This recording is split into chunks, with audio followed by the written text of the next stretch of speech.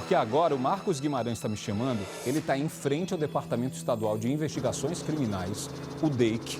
É a unidade policial, é a terceira unidade da Polícia Civil do Estado de São Paulo, em menos de 24 horas, que fica responsável pela investigação da morte de um idoso de 77 anos, Marcos Guimarães, um idoso que foi morto, encontrado, assassinado de forma brutal, cruel. É isso, não é isso, meu amigo?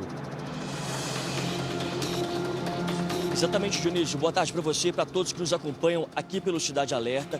O caso acaba de chegar aqui no DEIC. Os policiais aí vão pegar agora essa investigação a partir de agora. Mas fato é, Dionísio, que já tem de informação até o momento. Carlos Alberto, ele estava desaparecido, ele não tinha feito contato mais. O sobrinho tentava falar com ele há pelo menos 5 dias, mas sem sucesso.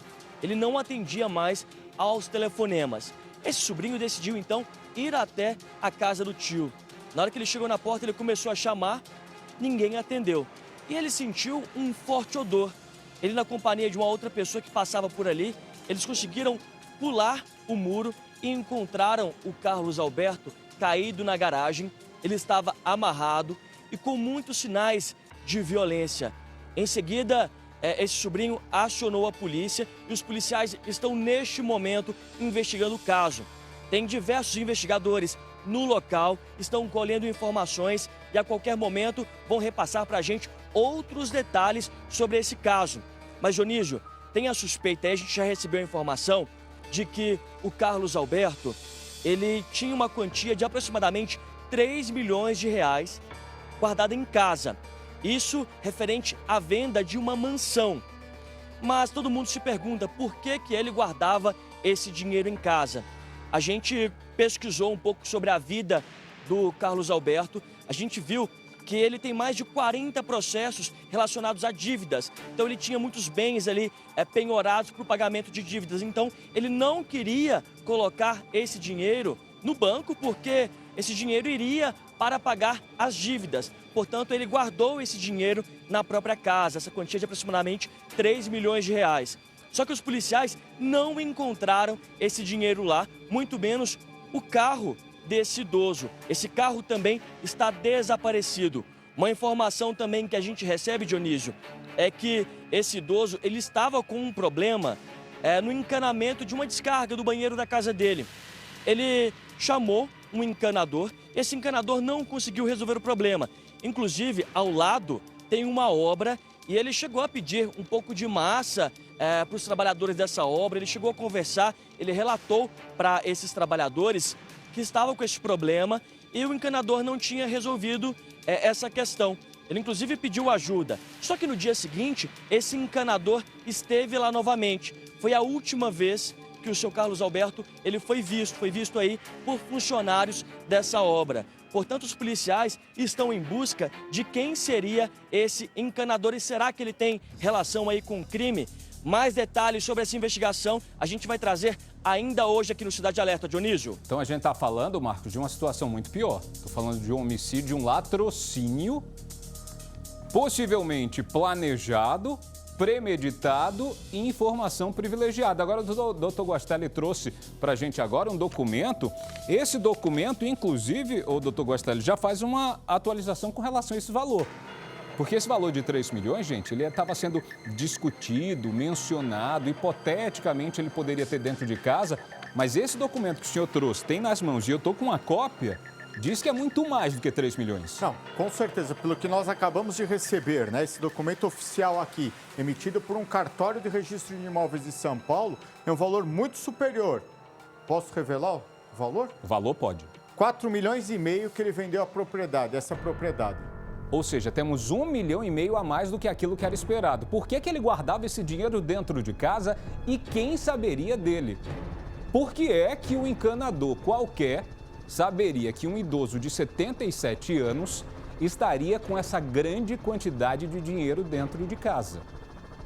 Vale lembrar que o seu Carlos Alberto é um homem querido na região, era visto todo dia ali aguando as plantas, limpando as calçadas, a calçada dos vizinhos. Ele caminhava numa praça que tem aí perto, os vizinhos sentiram falta dele, acharam que ele pudesse estar com os familiares, ele que tem irmã, sobrinho, foi o sobrinho exatamente, assim como o Marcos falou, que sentiu falta desse idoso, mas começa agora um outro mistério, uma outra hipótese dentro dessa investigação.